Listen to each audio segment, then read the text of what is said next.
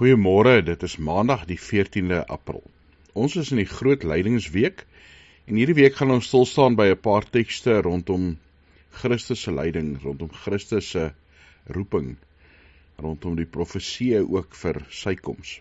Vanoggend Jesaja 42 vers 1 tot 9. Kyk, hier is my diensknegt wat ek ondersteun, my uitverkorene in wie my binneste vreugde vind. Ek het my gees op hom laat kom. Hy sal reg vir die nasies laat deurbreek. Hy sal nie om hulp roep nie en nie uitroep nie. Hy sal nie sy stem op straat laat hoor nie. 'n Geknakte riet sal hy nie afbreek nie. 'n Dowwe lampet sal hy nie uitdoof nie. In getrouheid sal hy reg laat deurbreek. Hy sal nie weifel en nie geknak word nie, totdat hy reg op aarde gevestig het. Op sy lering wag die eilande.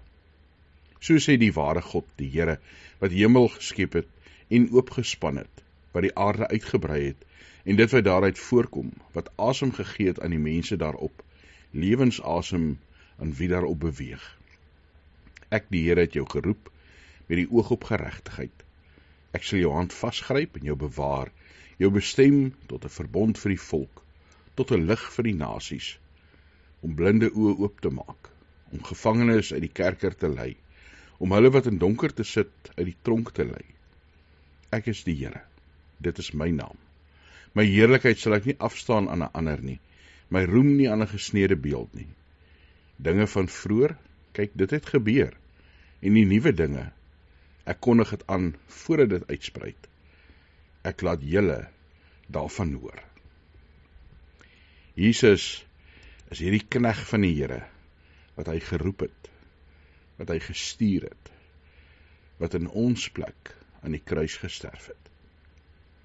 Here, dankie dat ons in u genade kan lewe.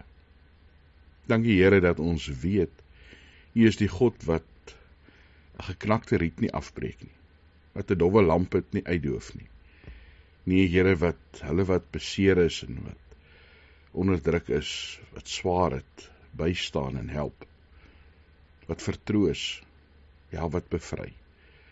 Mag ons hierdie bevryding en hierdie genade, hierdie hoop wat daar in Christus is, daagliks in ons lewe beleef.